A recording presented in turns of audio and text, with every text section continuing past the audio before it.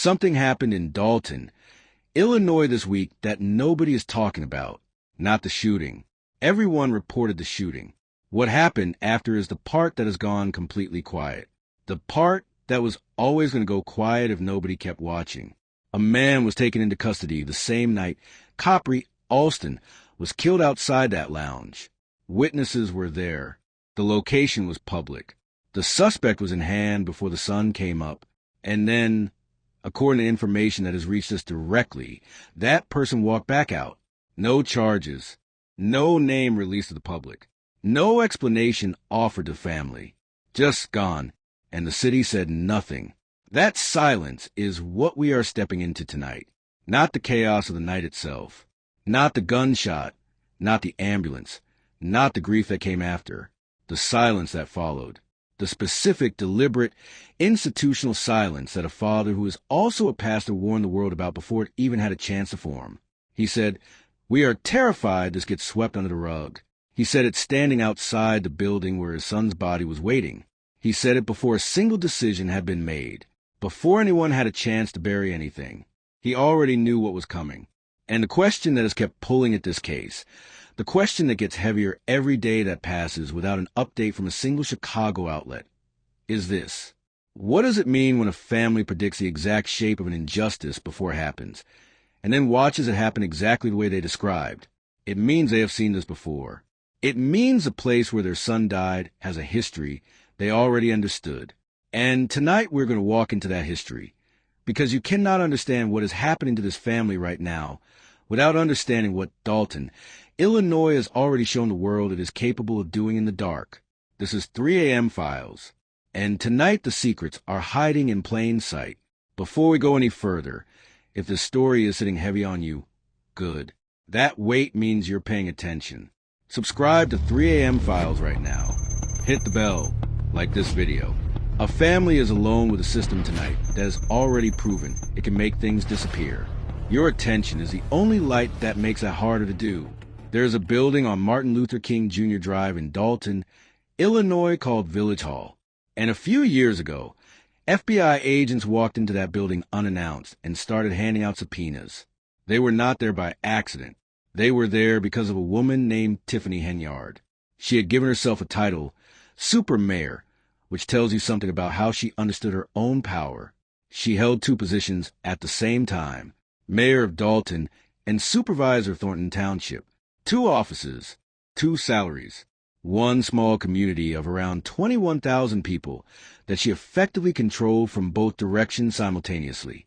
Under her leadership, Dolton's bank account went from a $5.6 million surplus to a $3.6 million deficit.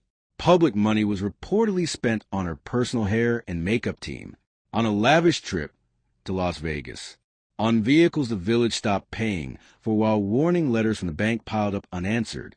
Her top aide was criminally charged with bankruptcy fraud and making false statements. A woman who alleged sexual assault by one of Henyard's allies claimed she was fired for speaking out. The FBI came. The federal government sent agents through that door with subpoenas and began pulling records. Tiffany Henyard was never charged with anything. She lost her re-election bid, was ordered to pay back rent she owed a landlord, was later hauled into court for refusing to hand over public records from her time in office, and then she left, packed up, moved to Georgia, and is currently running for political office again as a Republican in a different state, starting fresh as though none of it happened. Now here is why that matters tonight. Not because Henyard is connected to the Alston case. There is no evidence of that. But because of what her story tells us about the specific texture of power in that village. About what accountability looks like when it has to pass through a system like the one Dolton has documented for the world. The FBI came and nothing happened. Evidence was documented and nothing happened. A man's freedom, Khapri Alston's freedom to exist, to come home to his children, to grow old, that is now sitting inside that same system, being processed by those same structures, being decided by people operating inside that same culture. The family was not afraid of nothing when they stood outside that building and warned the world. They were afraid of something they had watched work exactly this way before. Let me tell you what institutional silence actually feels like when you are on the wrong side of it. It does not arrive as a dramatic decision. Nobody calls a family and says, "We have decided to protect the shooter." Nobody sends a letter. Nobody makes an announcement. What happens is much colder and much more precise than that. The investigation just starts moving at a different speed. The updates stop coming. The press stops calling because there is nothing new to report. And nothing new to report is not an accident in a case like this. It is a condition that has to be actively maintained. Think about what is required to keep a high-profile murder case silent for over a week in a city like Chicago. Reporters at Fox 32 and ABC 7 and CBS covered this story when it broke. They had cameras at the medical examiner's office. They had the father on record making one of the most specific and disturbing accusations a grieving parent can make on camera, that the killer has political cover. That is not a story any journalist walks away from easily. That is a story you follow up on. Unless there is nothing to follow up on, or unless the follow-up leads somewhere that nobody will officially confirm. The silence from every major Chicago outlet right now is not laziness.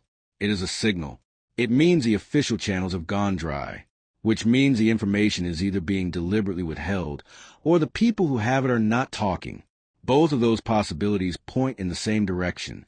And somewhere in a house in the city, or in Georgia where he pastors a church, Khapri Alston is watching the same silence close and around his son's case that he predicted from the very beginning. He created a public record with his voice because he knew that without one, the record would be managed into something unrecognizable. But a public record only protects you as long as the public is still looking at it. After a week, most people have stopped looking. So let us stand here for a moment in the part of the night where the real questions live. Khapri Alston was 31 years old. He had traveled the world, built something with his own hands, and come home to raise his children. He was shot and killed in a public place with people around him. A suspect was in custody before dawn. His family went on camera and warned the world about exactly what they fear would happen next. And if the information we have received is accurate, everything they feared has already begun. The suspect is allegedly free. The case is officially active but publicly silent. The village where it happened has a documented history of institutional protection for the powerful that the federal government itself could not fully penetrate. And the local press, the watchdogs, the people whose job it is to keep pulling on this thread, have published nothing new in over a week. There's a version of this story that ends with charges, with accountability, with a courtroom and a verdict, and some version of justice that gives two children a reason to believe the world they're growing up in has some basic commitment to the truth. That version is still possible. Cases have come back from worse silences than this one, but there's another version, and it looks exactly like what the father described. A file, a number, a case that is technically open and practically invisible, carried forward on paper, and abandoned in every way that actually matters. Here is what I want to leave with you tonight, because this case lives or dies on whether people keep paying attention to it.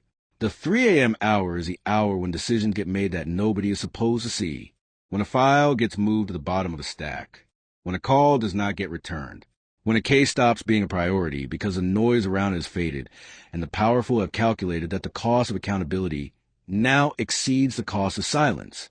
We do not let that happen here.